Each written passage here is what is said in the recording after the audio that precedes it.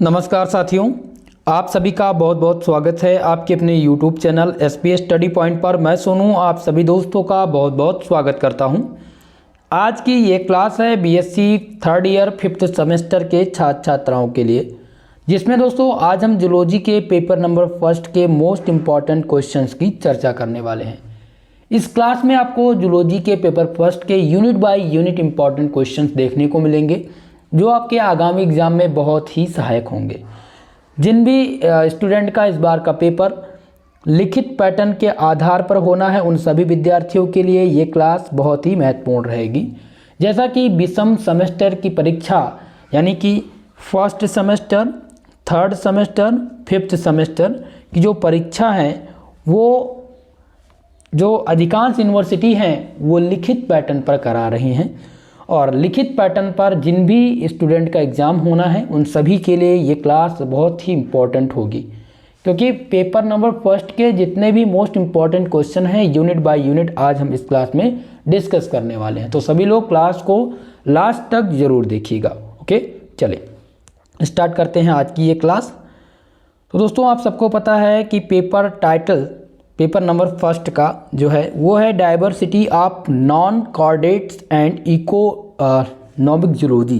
ये आपके paper number first का पेपर टाइटल है, जो कि इस बार 75 मार्क्स का आयोजित होगा, 75 नंबर का कराया जाएगा। इसी प्रकार सेकंड पेपर के भी इंपॉर्टेंट क्वेश्चंस की चर्चा मैं करने वाला हूं, जो नेक्स्ट क्लास में होगी। ओके, तो यहाँ पर हम ऑल यूनिट्स के इंपॉर्टेंट क्वेश्चंस को देखेंगे यूनिट बाय यूनिट। तो चलिए सबसे पहले हम स्टार्ट करते हैं यूनिट नंबर फर्स्ट। पहला जो यूनिट है आपका, उसका नाम है प्रोटोजोआ टू सिलेंट्रेटा। ठीक है, ये क्या है आपका यूनिट नंबर फर्स्ट यानी चैप्टर नंबर फर्स्ट है। अब इसमें हम इंपॉर्टेंट क्वेश्चन देखने वाले हैं। जितने भी इंपॉर्टेंट क्वेश्चन हैं वो मैंने यहाँ पर मेंशन कर दिए हैं, मैं बताता चलता हूँ और उनको आप नोट भी करते चलिए।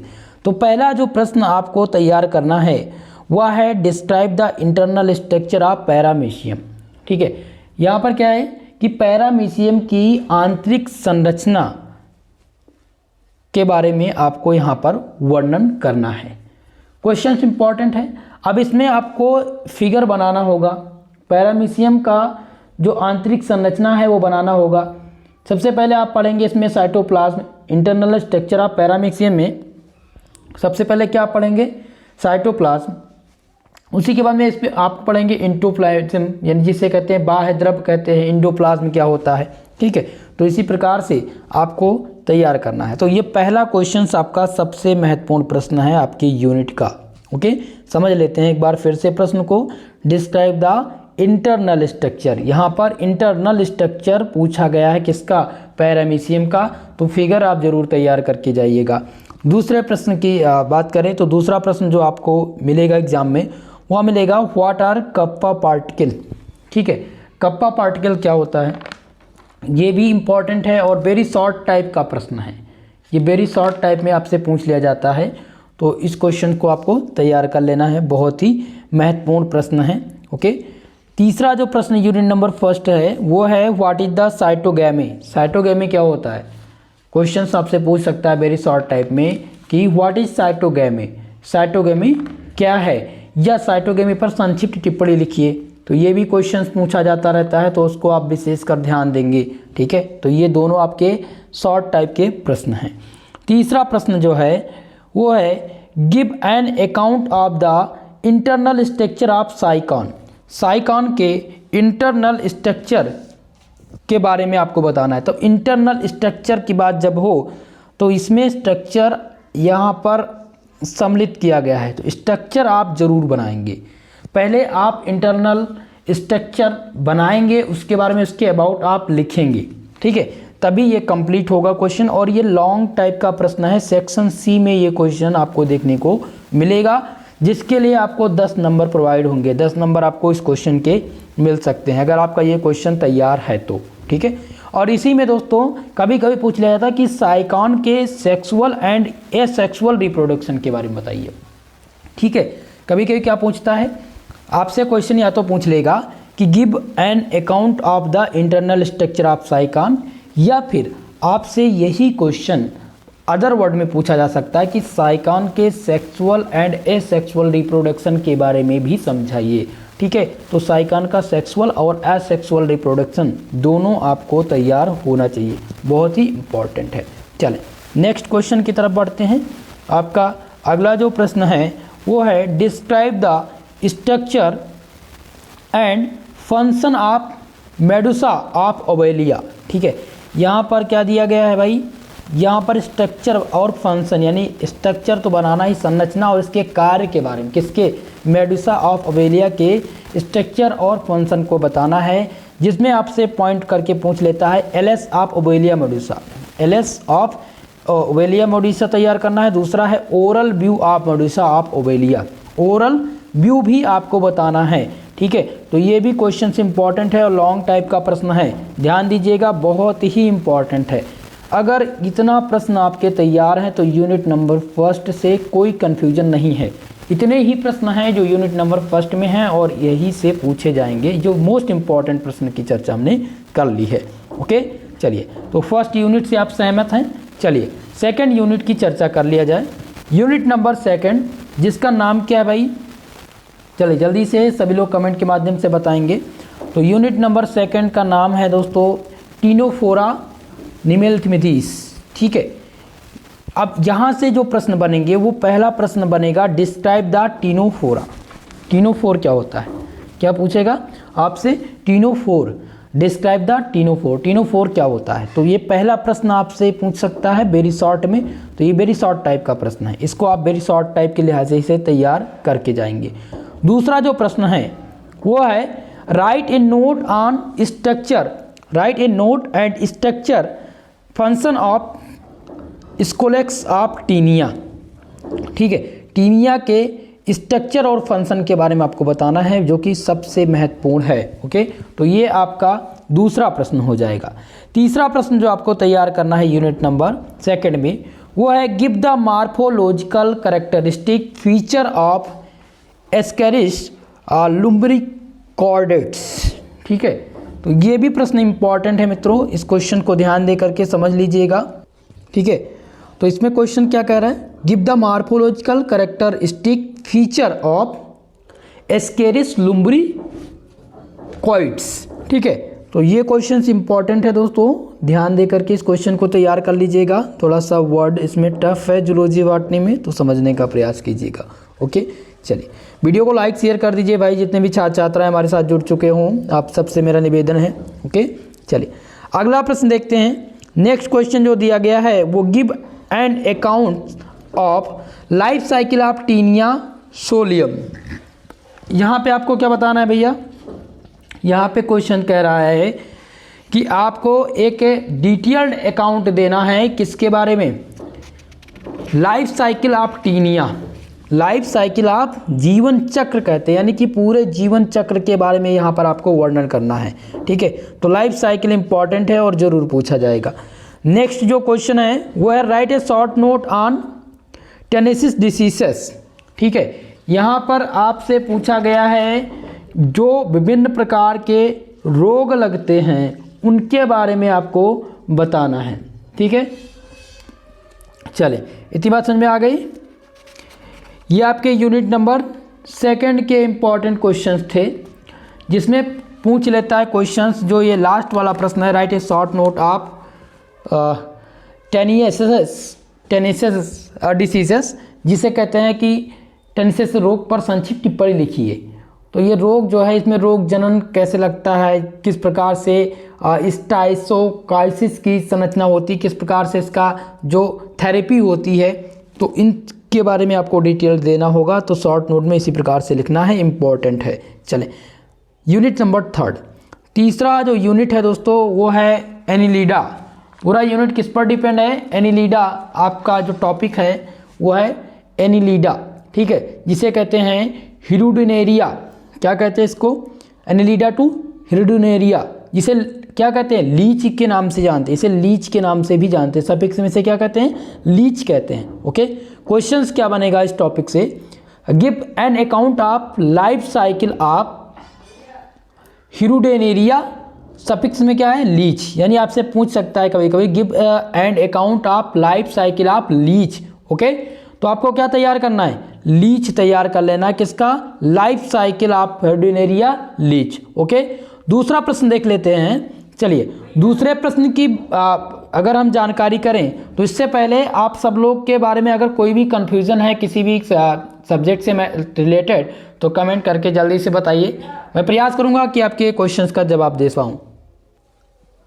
अगला जो प्रश्न है दोस्तों वो है give an account of the reproductive organs of leech. यहाँ पर क्वेश्चन दिया गया है कि एक डिटेल्ड अकाउंट दीजिए रिप्रोडक्टिव ऑर्गन, किसके बारे? रिप्रोडक्टिव ऑर्गन किसका? Of a leech. लीच का रिप्रोडक्टिव ऑर्गन्स क्या है, इस पे एक डिटेल्ड अकाउंट में चर्चा आपको करनी है, जो कि बहुत ही इंपॉर्टेंट क्वेश्चन है। अगला प्रश्न जो है वो है describe the digestive system of Nereis. Nereis के डाइजेस्टिव सिस्टम के बारे में आपको पढ़ना। नेरिस के क्या करना है? डाइजेस्टिव सिस्टम, पाचन तंत्र पर आपको यहाँ पर चर्चा करनी है और पाचन तंत्र बनाना अनिवार्य है। पाचन तंत्र का फिगर, नेरिस के पाचन तंत्र का जो फिगर है, स्ट्रक्चर है, वो आपको बनाना आना चाहिए और इस बार जरूर आएगा। 100% में बता दूं आपके एग्जाम में आने वाला है ये प्रश्न। ओके, दूसरा प्रश्न रेस्पिरेशन, श्वसन तंत्र भी पूछ लिया जाता है, तो दोनों आप तैयार कर लीजिएगा, डाइजेस्टिव सिस्टम और श्वसन तंत्र। ओके, तीसरा जो है वो है write the function of the parapodia. Parapodia का आपको फंक्शन, इसके कार्य के बारे में उल्लेख करना है। तो ये तीसरे यूनिट से इतने ही प्रश्न आपको तैयार कर लेने हैं। ओके, चले चौथी यूनिट के बारे में चर्चा कर लिया जाए। यूनिट नंबर 4, चौथा जो यूनिट है वो है मोलास्का टू हेमिकार्डेटा। ठीक है, अब इसमें जो प्रश्न देखने को मिलेंगे मोस्ट इंपॉर्टेंट है। ये यूनिट जो है सबसे ज़्यादा जो प्रश्न आएंगे इसी यूनिट से पूछे जाएंगे। पहला जो प्रश्न बनेगा वो है describe the mode of respiration in पिला। पिला में रेस्पिरेशन की विधि कैसी है, किस प्रकार यानी किस मोड में पिला का जो रेस्पिरेशन है वो संपन्न होता है, उसके बारे में आपको बताना है। ठीक है, तो ये पहला प्रश्न तो सबसे इम्पॉर्टेंट आपका है। ठीक है, किसका? पिला में रेस्पिरेशन। दूसरा describe the life cycle and development of Asterias. ठीक है, एस्टेरिस में आपको इसका लाइफ हिस्ट्री और डेवलपमेंट ये दोनों बताने हैं, तो ये भी क्वेश्चंस आपके इम्पॉर्टेंट हैं। नेक्स्ट जो प्रश्न है वो है describe the mechanism of respiration. Describe the mechanism and respiration of पिला। यहाँ पर नोट कर लीजिएगा, पिला के रेस्पिरेशन और इसके क्रिया विधि दोनों आपको यहाँ पर बताने हैं। यहाँ पर फिलहाल टाइपिंग मिस्टेक है, ध्यान दीजिएगा। Describe the mechanism of and respiration of पिला। ओके, नोट कर लीजिए, ये क्वेश्चन इंपॉर्टेंट है। या तो रेस्पिरेशन पूछ लिया जाएगा, ठीक है, या आपसे इसकी क्रिया विधि, रेस्पिरेशन की क्रिया विधि पूछ ली जाएगी, तो दोनों आप ध्यान रखेंगे। अगला प्रश्न है write a short note on. संक्षिप्त टिप्पणी लिखने के लिए दिया गया है ऑर्गन ऑफ बोजन्स और दिया गया है एक्सक्रीशन ऑफ पिला। ठीक है, ये दोनों पर आपको संक्षिप्त टिप्पणी लिखने के लिए पूछा जा सकता है। इस प्रश्न को आप तैयार करके एग्जाम में जाइएगा। चलिए नेक्स्ट प्रश्न जो आपको तैयार करना है इसमें वो है give an account of external feature of starfish. Starfish के एक्सटर्नल फीचर के बारे में आपको बताना है। बहुत ही महत्वपूर्ण प्रश्न है आपके यूनिट नंबर 4 का, चौथी यूनिट का सबसे इम्पॉर्टेंट ये प्रश्न है, ध्यान दे लीजिए। ठीक है, मैं पुनः बता दे रहा हूँ इस बात को। स्टारफिश के एक्सटर्नल फीचर और इकोनॉमिक इम्पॉर्टेंट दोनों पूछा जा सकता है, तो इसको तैयार करके जाइएगा, इस बार एग्जाम में देखने को मिलेगा।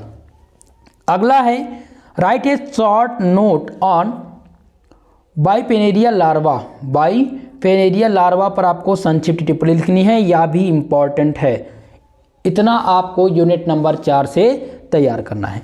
पांचवा यूनिट जो आपका है वो है पैरासाइटोलॉजी। ठीक है, पैरासाइटोलॉजी में क्या करना है आपको, इसमें आपको 3 प्रश्न देखने को मिलेंगे जो मेरे हिसाब से सबसे इम्पॉर्टेंट हैं। 5वीं यूनिट के केवल 3 प्रश्न समाहित किए हैं और ये मेरे हिसाब से सबसे बेस्ट क्वेश्चन है और एग्जामिनर इन्हीं क्वेश्चन को हमेशा पूछता भी है, इस टाइप के प्रश्न को। ठीक है, पहला जो प्रश्न है वो है describe the life cycle of trypanosoma gambiense. Trypanosoma के जीवन चक्र के बारे में पूछा जाता है। जैसा कि आप लोगों ने एग्जाम दिया है तो ट्रिपनोसोमा फर्स्ट सेमेस्टर में भी पूछा ही गया था, यहाँ पे टॉपिक है तो जरूर पूछा जाएगा। दूसरा जो प्रश्न है वो है describe the life cycle of उचेरिया। उचेरिया के लाइफ साइकिल जीवन चक्र के बारे में भी क्वेश्चन दिया गया है, तो ये भी आपके लिए खासकर इम्पोर्टेंट है। अगला है describe the life cycle of giardia, जो कि सबसे महत्वपूर्ण है जियार्डिया के जीवन चक्र के बारे में। जबकि फर्स्ट सेमेस्टर में आप लोगों ने उचेरिया, जियार्डिया, ट्रिपनोसोमा ये तीनों पढ़ रखा है। ये तीनों टॉपिक्स आपको तैयार होनी चाहिए आप लोग की, ठीक है। 100% बता दे रहा हूँ, तीनों में से एक क्वेश्चन आपके एग्जाम में देखने को मिलेगा, इसलिए खासकर तीनों टॉपिक को तैयार करके जाइएगा। चले, समझ में आ गई इतनी बात? तो सभी लोग भाई कमेंट के माध्यम से बताते भी रहिए, हौसला अफजाई करते रहिए और वीडियो को लाइक शेयर करते रहिए। चैनल को नए हैं, चैनल को सब्सक्राइब भी कर लीजिए। चले, यूनिट नंबर 6 जिसका नाम है वेक्टर्स एंड फैक्ट्स, ठीक है। इसका पेपर टाइटल क्या है भाई? यूनिट नंबर 6 का वो है वेक्टर्स एंड फैक्ट्स, जिसमें आपको पहला प्रश्न तैयार करना है व्हाट आर वेक्टर्स। वेक्टर्स क्या होते हैं? Which diseases are transmitted by anopheles and culex, ठीक है। ये दोनों प्रश्न आपके सबसे टॉप 10 प्रश्न हैं। पहला ही प्रश्न है जो कि सबसे महत्वपूर्ण प्रश्न है, जैसा कि मैंने आप लोग को बताया भी है, ठीक है। मोलास्का और हेमिकॉर्डेटा में मैंने जो प्रश्न बताए थे वो इम्पॉर्टेंट हैं। Unit number 6 vectors and facts की चर्चा मैं आप लोग को कर ही रहा हूँ, जिसमें मैं पहला प्रश्न बता रहा था। तो पहले प्रश्न में सबसे इम्पॉर्टेंट चीज़ें हैं जो आप नोट करते चलेंगे और इनको आप समझिए। ऐसा नहीं है कि मैं बता दे रहा हूँ तो आप इसको ध्यान न दीजिए भाई। अगर आपको एग्ज़ाम टॉप करना है, अगर आप समझते हैं कि हाँ मेरे हिसाब से बताए गए प्रश्न आपके एग्ज़ाम में पूछे जाते हैं, तो आपको ध्यान दे करके इनको तैयार करना है। ये सारे प्रश्न जो मैं आप लोग को बताता हूँ ये टॉप प्रश्न होते हैं जो एग्ज़ाम में 100% पूछे ही जाते हैं, ठीक है। तो इस हिसाब से आपको ध्यान देना है। बाकी सेकंड जो आपका सेकंड यूनिट है यानी सेकंड पेपर है, उसको भी मैं सेकंड पेपर के बारे में भी मैंने सेकंड पेपर का मॉडल पेपर भी नहीं मिला है, लेकिन मैं प्रयास करूँगा कि वो मॉडल पेपर आपको मिल जाए, ठीक है। नेक्स्ट क्लास में पहले मैं यूनिट यानी कि पेपर नंबर सेकंड का इम्पोर्टेंट ठीक इसी प्रकार से बता दूं, ताकि जिनका एग्जाम है उनको काफ़ी हेल्पफुल हो सके और सॉल्व पेपर दे दूं, ठीक है। ये सारी चीज़ें सही रहेगी। चले, नेक्स्ट क्लास में प्रोवाइड हो जाएगा। तो यहाँ पर बात हो रही थी यूनिट नंबर 6 की, जिसमें हम क्या पढ़ रहे थे? वेक्टर्स के बारे में। तो वेक्टर्स क्या होता है और एनोफिलीज में आप पढ़ेंगे, यानी कि which diseases are transmitted by Anopheles and Culex, ठीक है। तो क्वेश्चन कहता है कि वेक्टर क्या होते हैं, एनोफिलीज और क्यूलेक्स द्वारा कौन कौन से रोग जो हैं वो प्रस्तावित होते हैं, उनके बारे में चर्चा कीजिए। ये प्रश्न पूछ लिया जाता है, तो ये इंपॉर्टेंट है। दूसरा है describe the life cycle and control of termite, ठीक है। यहाँ पर दिया गया है कि टर्मिट के लाइफ साइकिल के बारे में बताइए। अब ये क्या होता है भाई, जल्दी से सभी लोग बताइए। टर्मिट को क्या कहते हैं? टर्मिट को कहते हैं दीमक। क्या कहते हैं? दीमक का नाम सुना होगा आप लोगों ने, गांव में होता है दीमक। जब हम कोई चीज़ रख देते हैं, जैसे लकड़ी जो होती है रख दिया जाए कच्ची लकड़ी, तो उसमें दीमक लग जाती है, ठीक है। जो उस लकड़ी को क्या करते हैं, खा के ख़त्म कर देते हैं। तो दीमक के यहाँ पर लाइफ साइकिल के बारे में आपको बताना है, ठीक है। तो ये भी क्वेश्चन इंपॉर्टेंट है, बहुत ही मोस्ट टॉप 10 प्रश्न ये है और जो एग्ज़ाम में आने की संभावना भी है। दूसरा है describe the life history and control of pyrilla. यहाँ पर लाइफ साइकिल तो बताना ही बताना है और क्या बताना है, इसके जो रोग हैं यानी कि पायरेलिया के जीवन चक्र और उसके नियंत्रण के बारे में आपको बताना है, जो कि मोस्ट इम्पॉर्टेंट है। टर्मिट यानी दीमक और पायरेलिया, ये दो चीज़ें याद रखेंगे। तीसरा जो आपको प्रश्न तैयार करना है वो what do you mean by the pets, जिसे कीट कहते हैं। कीट से आप क्या समझते हैं और कीट के प्रकार, इसे कीट हिंदी में कहते हैं कीट। कीट क्या होते हैं और इनके कितने प्रकार हैं, इनके बारे में आप समझाइए। ओके, तो इतने प्रश्न आपको तैयार करने हैं यूनिट नंबर 6 से। अब आपका 7वां यूनिट है इकोनॉमिक जियोलॉजी फर्स्ट और 8वां यूनिट है इकोनॉमिक जियोलॉजी सेकंड। तो इकोनॉमिक जियोलॉजी फर्स्ट में आपको क्या पढ़ना है?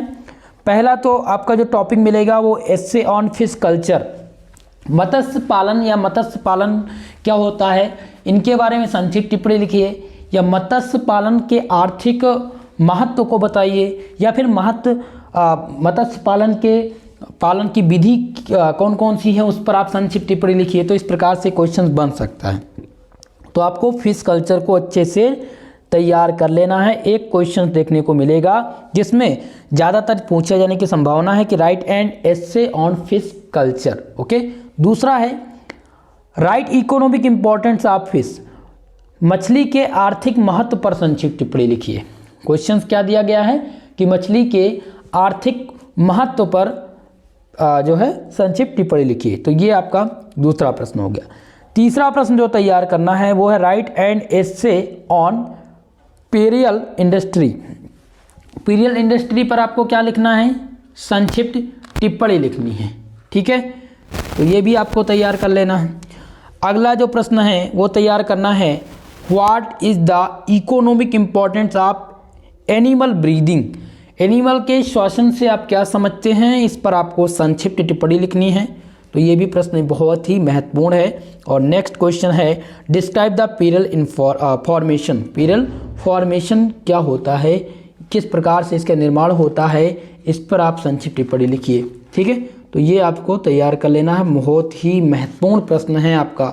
ठीक है, जिसमें दोस्तों आप रेशम कीट के बारे में जानते होंगे, शहतूत क्या है, कीट का जब मैंने कीट के बारे में बताया तो इसमें रेशम और सिल्क, एक क्वेश्चन सिल्क रेशम के आर्थिक महत्व पूछ लिया जाता है। Write a short note on economic importance of silk, note कर लीजिए। ठीक है, सिल्क के इकोनॉमिक इंपॉर्टेंस या इसके बनाने की विधि, किस प्रकार से रेशम का उत्पादन करते हैं, इसका आर्थिक महत्व, बनाने की विधि और इकोनॉमिक इंपॉर्टेंस। ठीक है, ये जरूर तैयार कर लीजिएगा। चलें नेक्स्ट यूनिट की तरफ बढ़ते हैं। Unit number 8। 8वीं यूनिट भी आपका है इकोनॉमिक जूलॉजी सेकंड। इसमें भी आपको बहुत ही इंपॉर्टेंट क्वेश्चन देखने को मिलेगा, जिसमें पहला तो दिया गया है question describe the external feature, life history and economic importance of silk warm. जैसा कि अभी मैंने चर्चा किया था कि सिल्क के बारे में आपको यहाँ पर चर्चा करनी है, सिल्क के बारे में, रेशम के बारे में बताना है। तो रेशम से क्वेश्चन मैंने पहले ही दे दिया है। ठीक है, तो इसको आप तैयार करके जाइएगा। बहुत महत्वपूर्ण प्रश्न है, टॉप 10 प्रश्न है दोस्तों, यानी कि 99% इस बार एग्जाम में आने की संभावना है। ओके, चल अगला प्रश्न जो है वो है write a short note on economic importance of silk. Silk के, रेशम के इकोनॉमिक इंपॉर्टेंस पर चर्चा कीजिए। दोनों चीज़ें मैंने यहाँ पर मेंशन की है, इसलिए मेंशन की क्योंकि इंपॉर्टेंट है। ओके, चल नेक्स्ट क्वेश्चन देखते हैं। अगला जो प्रश्न है वो है write a short note on apiculture. Apiculture पर आप संक्षिप्त टिप्पणी लिखिए। भैया बहुत महत्वपूर्ण है, एपीकल्चर कई बार पूछा जा चुका है और इस बार एग्जाम में आने की संभावना भी है। नेक्स्ट प्रश्न भी आपको राइट ए शॉर्ट नोट लिखने को मिलेगा, शॉर्ट नोट टाइप से प्रश्न बनेगा। बी वैक्स और दूसरा है लैक इंसेक्ट्स, ये दोनों आपको संक्षिप्त टिप्पणी लिखने के लिए आ सकता है आपके एग्जाम में। तो इसको भी आप तैयार करेंगे, खासकर इंपॉर्टेंट है दोस्तों, आप ध्यान दीजिएगा। आपकी 8वीं यूनिट के प्रश्न की चर्चा मैं कर रहा हूँ। ठीक है, तो ये आपके 8वीं यूनिट के सबसे मोस्ट इंपॉर्टेंट क्वेश्चंस हैं। अगला जो प्रश्न है वह है describe the life cycle of lac insect and economic importance of lac. ठीक है, यहाँ पर आपको लैक इंसेक्ट के जीवन चक्र के बारे में बताना है और इकोनॉमिक इंपॉर्टेंस ऑफ लैक के इकोनॉमिक इंपॉर्टेंस के बारे में भी चर्चा करनी है। तो इतने प्रश्न आपको तैयार करने हैं। अगर मेरी बताए गए यूनिट बाय यूनिट जो प्रश्न मैं बताया हूँ वो अगर आपका तैयार है तो ये मानकर चलिए 75 मार्क्स का पेपर जो आपका होगा, 70 मार्क्स के जो क्वेश्चंस देखने को मिलेंगे वो हमारे इस वीडियो से देखने को मिलेंगे, ये मेरी गारंटी है। किसी भी विश्वविद्यालय से हों, लेकिन आपको करना क्या भाई, स्टेप बाय स्टेप जितनी चीज़ें मैंने नोट कराई हैं उनको आपको आना ही चाहिए। तभी ऐसा नहीं कि आप एक बार वीडियो देख लें, सर आपके बताए हुए कोई आपने बताया था शॉर्ट में आएगा, वेरी शॉर्ट में, इससे अब लैक इंसेक्ट पूछ ले या आपसे पूछ ले कि बी वैक्स पर आपसे वेरी शॉर्ट में पूछ ले बी वैक्स क्या होता है, तो आपने कहा कि सर आपने तो बताया था वेरी शॉर्ट में आएगा, वेरी शॉर्ट नोट्स लिखने के लिए आएगा, यहाँ पर वेरी शॉर्ट टाइप में आ गया। ठीक है, तो इस प्रकार से नहीं करना है, आपको तैयार करना है जो भी प्रश्न मैं बता रहा हूँ। ठीक है, और प्रश्नों को कैसे आपको हल करना है। कुछ स्टूडेंट तो ऐसे हैं जिनको क्वेश्चन समझ में ही नहीं आता है और वो आंसर गलत लिख के आ जाते हैं। कभी कभी क्या होता है पूछ लेता है लाइफ साइकिल। अब लाइफ साइकिल कुछ लोगों को पता ही नहीं कि लाइफ साइकिल है क्या। जीवन चक्र, अब जीवन चक्र यानी पूरे जीवन के बारे में, उनका जीवन चक्र कैसे चलता है। तो जब जीवन चक्र के बारे में आपको पता होगा, स्ट्रक्चर के बारे में पता होगा, तभी आप बता पाएंगे। जब भी स्ट्रक्चर लिख करके आए क्वेश्चन में, तो स्ट्रक्चर आपको यानी कि इसका फिगर जरूर बनाना है। लाइफ साइकिल आए तो आपको फिगर बना करके उसकी लाइफ साइकिल जरूर समझानी है, ठीक है। तो जूलॉजी बॉटनी में लाइफ साइकिल जरूर होता है, पूछा जाता है, और जरूर 2 क्वेश्चन देखने को मिलते हैं लॉन्ग टाइप में, ओके। तो इनको आपको समझना है और तैयार करना है, ओके। बाकी बातें नेक्स्ट क्लास में करेंगे। कल की क्लास में मैं प्रयास ये करूँगा कि जूलॉजी बॉटनी में कॉपी कैसे लिखनी है, क्वेश्चंस को समझना कैसे है, step by step answer writing कैसे करनी है, इस पर भी मैं एक वीडियो बनाऊंगा, ठीक है, ताकि आप सबको एग्ज़ाम देने में जो है सफलता मिले और हेल्पफुल रहे, ओके। दोस्तों वीडियो को लाइक शेयर कर दीजिएगा। जो भी हमारे इस चैनल पर नए हैं, चैनल को सब्सक्राइब भी कर लें, बेल आइकन को प्रेस कर लें ताकि क्लास का नोटिफिकेशन मिलता रहे। रही बात क्लास के PDF के बारे में, इसके PDF नोट्स के लिए आप हमें ज्वाइन कर सकते हैं। हमारा channel Telegram SP study point search करेंगे आप टेलीग्राम पर जा करके आपको मिल जाएगा, या आप डिस्क्रिप्शन बॉक्स में लिंक दिया गया, वहाँ से आप जुड़ सकते हैं, ओके। तो आज के लिए बस इतना ही, मिलते हैं किसी नेक्स्ट वीडियो में, तब तक के लिए जय हिंद जय भारत।